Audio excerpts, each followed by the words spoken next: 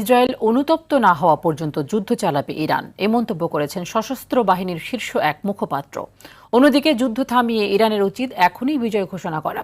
সংঘাত অবসানে এই প্রস্তাব দিয়েছেন ইরানের সাবেক পররাষ্ট্রমন্ত্রী জাভেদ জারিফ। তবে এখনও ধ্বংসাত্মক হুঁশিয়ারি দিয়ে যাচ্ছেন মার্কিন প্রেসিডেন্ট ডোনাল্ড ট্রাম্প। এতে অস্থিতিশীল বিশ্ব অর্থনীতি, লাফিয়ে বাড়ছে তেল ও খাদ্যের দাম। অন্যদিকে হরমুজ প্রণালীতে জাহাজ চলাচলে শক্তি প্রয়োগের অনুমতি সংক্রান্ত প্রস্তাব নিয়ে ভোটাভুটি কাল। এ নিয়ে জাতিসংঘকে সতর্ক করেছে চীন। বিস্তারিত ইমতিয়াজ আহমেদের রিপোর্টে।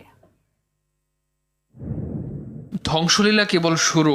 মার্কিন হামলায় ইরানের বৃহত্তম সেতু ধূলিসাৎ হওয়ার পর প্রেসিডেন্ট ডোনাল্ড ট্রাম্পের হুমকি, মার্কিন সামরিক শক্তি এখনও তার সামর্থ্যের পূর্ণ প্রয়োগ শুরুই করেনি।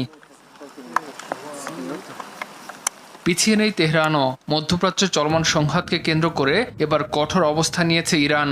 ইসরায়েলের কৌশলগত তেল কেন্দ্র হাইফা এবং সংযুক্ত আরব আমিরাতের মার্কিন মালিকানাধীন ইস্পাত কারখানায় রকেট ও ড্রোন হামলা চালিয়েছে দেশটি। ইরানের সশস্ত্র বাহিনীর শীর্ষ এক মুখপাত্র জানিয়েছেন, যুক্তরাষ্ট্র ও ইসরায়েল নিজেদের হামলার জন্য অনুতপ্ত না হওয়া পর্যন্ত যুদ্ধ চালিয়ে যাবে তেহরান। এমন পরিস্থিতিতে শান্তি প্রস্তাব তুলে ধরেছেন ইরানের সাবেক পররাষ্ট্রমন্ত্রী জাভেদ জারিফ। মার্কিন সাময়িকী ফরেন অ্যাফেয়ার্সে প্রকাশিত নিবন্ধে তিনি বলেন, ইরানের উচিত এখনই জয় ঘোষণা করে যুদ্ধ শেষ করা। ট্রাম্পের সঙ্গে এমন এক সমঝোতায় আসা প্রয়োজন যা ইরানের জাতীয় স্বার্থ রক্ষা করবে।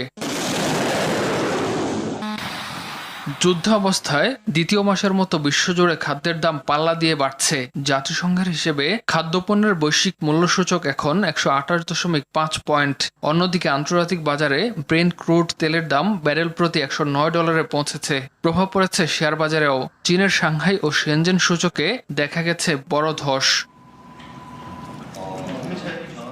এদিকে বিশ্বের সবচেয়ে গুরুত্বপূর্ণ বাণিজ্যিক রুট হরমুজ প্রণালী নিয়ে